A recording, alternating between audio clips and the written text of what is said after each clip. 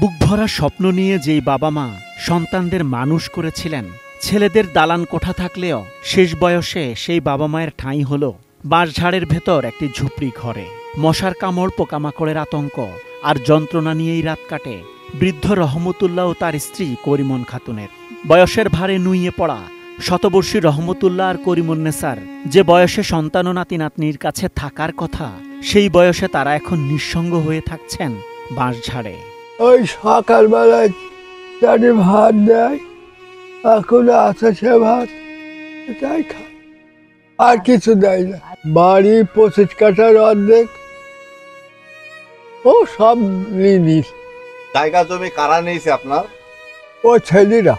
একসময় হাঁড়ি পাতিল ফেরি করে উপার্জনের টাকায় 3 ছেলে ও 2 মেয়েকে মানুষ করেছেন রহমতুল্লাহ। বিয়ে দিয়েছেন মেয়েদের, ছেলেদের করেছেন কর্মক্ষম।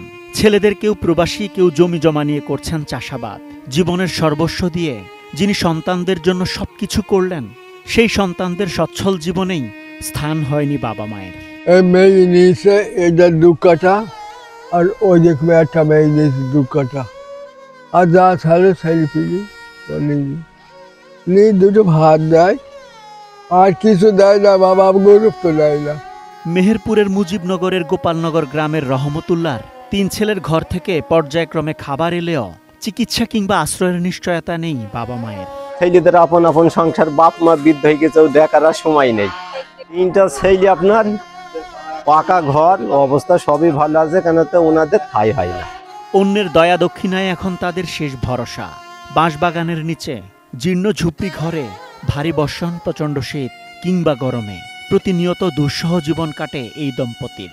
ছেলেপিলি খোঁজ খবর করলে ও হাত তোলা দুটো ভাতই দিয়ে যায়, ওই গোসল রোল করার পানি দিয়ে যায়, মনে বলে তো দিতে গেল না, হয় ওই বুড়ি করলো না, করলো না, করলো না, খাইলো না, খাইলো। ডিজাইন, এলিগেন্স, বিউটি, সেরা পণ্য সবার জন্য জেভিকো।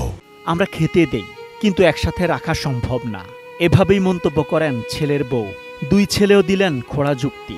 আমি একলা পাইবো না বুঝি, সেটা কই থইলে একটা নি মাংস করি, 3টে ছেলে আছে, একটা রুম কই যেখানে হোক ওইখানে করে দেবে, করে সেটা সবাই থাকবে, সবাইকে ভাগ দেবে। সন্তান হিসাবে বাপের দায়িত্ব আছে, তাইলে বাপের দায়িত্ব বাপ। আমার যতটুকা কর্ম আমি ততটুকা করি, আর তারপর আমার পায়খানায় ঘরে ফিরতে হবে বলেন, পরে মেয়ে দেখতে পারবে।